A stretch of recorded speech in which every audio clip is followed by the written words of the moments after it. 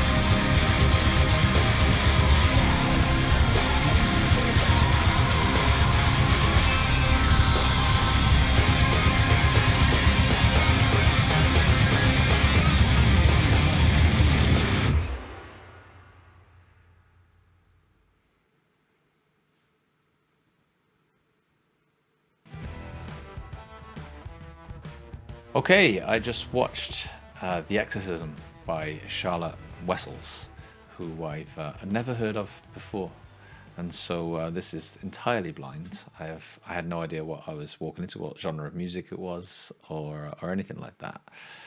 And so this is my analysis of everything that I've just saw, and because it's the first time, I could be wrong with a lot of this, and so please do in the comments, like, let me know your experience and your analysis and your thoughts of that song. So first of all, let me talk about like my emotional experience of the song.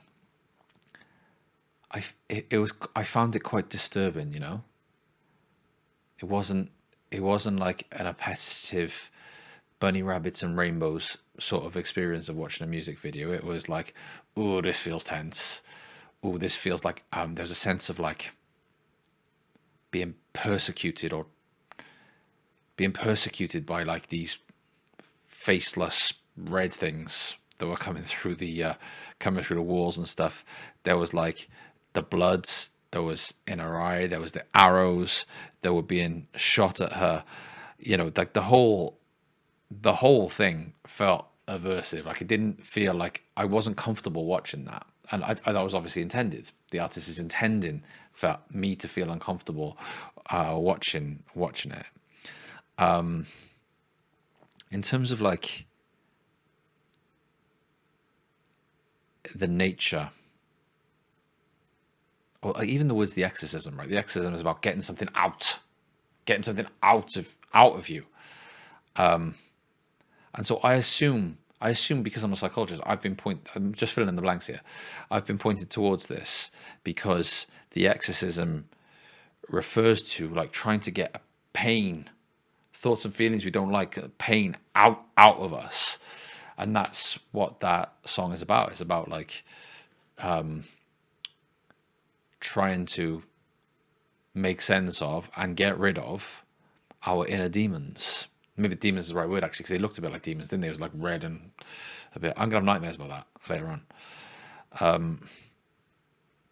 Yeah, and like the interesting thing that I want to hold on to is she didn't want the demons to be there. She wanted them to be gone. They didn't go anywhere, and that's the thing that the song teaches us, that we all need to hold on to, is the fact that as much as we've all got demons and we've got thoughts and feelings and pain that we don't like, as much as we want them to not be there, there's no magic wand for that. For just going, there you go, demons, go. Like, don't get me wrong, I'd have loved to have seen that in the song, because then I could have like just relaxed a little bit and had a little bit more comfort in watching it. But it was that was a fight. She's like trying to fight them, and like what the research shows is like the more we try and fight our inner demons, the more we try our best to not have them or to get rid of them, the worse they tend to get, like the louder they tend to get. And so yeah, I think that's what was going on there. Like I liked that there was like almost like two parts to the music, like a quieter sort of part and then like a really sort of intense part. And I guess maybe that like illustrates the cycle that happens with our pain. Do you know what I mean? It goes up and it goes down and it goes up and it goes down. And there are times when we can talk about it and make sense of it. And then there are times that it feels too much and we're just screaming, maybe not physically, but like within our bodies and stuff. Maybe that was what that was about. I didn't know who the other four people were. Are they in the band? The other four people that were there? And why were they not have? Why did they not have red face? Like, what do they represent? Those four people who stood in the middle of them. Also, did you notice how like it was quite blurry a lot of the time? It was just like, yeah. Maybe that contributed to my uncomfortableness. I couldn't make sense. I couldn't see it. Whereas like when she was with those four people, she was crisp. Like I could see what she looked like. There was no sense of sort of ambiguity there or fuzziness. Everything became clear. So I wonder what that meant. I wonder what they meant. I wonder whether it was just like maybe they're in a band or something, and they represent the music that she's using to process it all. Do you know what I mean? Like she spends a lot of time where everything's really fuzzy and everything's really aversive, and like she's got these things, these thoughts and feelings that aren't very nice. But what helps is coming together with support, her friends, her bandmates, and putting music out there that helps her to have a crisper or a clearer view of what's going on. Maybe I'm reading into that all too much, but there was loads there, wasn't there? And yeah, super. There's an alluring part to her that made me want to watch more. And so I wonder what other stuff that she's got. And I bet it's interesting. And so you'll have to let me know in the comments. All right, thanks for watching my reaction and my analysis, and I'll catch you next time. Bye bye. So you'll know that I'm a psychologist, and you might know that I've written a few books. There are links in the description. My favorite book of the books that I've written is called The Unbreakable Student, and it is a mental health guide for university or college students between the ages of 18 and 21. But the thing that I'm most proud of is a project called Connect, which is a well-being curriculum, a 250-hour intervention for young people between the ages of 4 and 11 to be delivered by teachers or teaching staff. It's totally free. There's that amount of psychological intervention totally free. All you've got to do is sign up. You won't be asked for any payment details. You won't be asked to pay anything. It'll take like 2 or 3 minutes to sign up, and all of a sudden you'll have access to this whole curriculum. It's aimed mostly at teachers, teaching staff, head teachers, people in education, but also maybe some parents out there might find some use in gaining access to these materials. I hope you like it.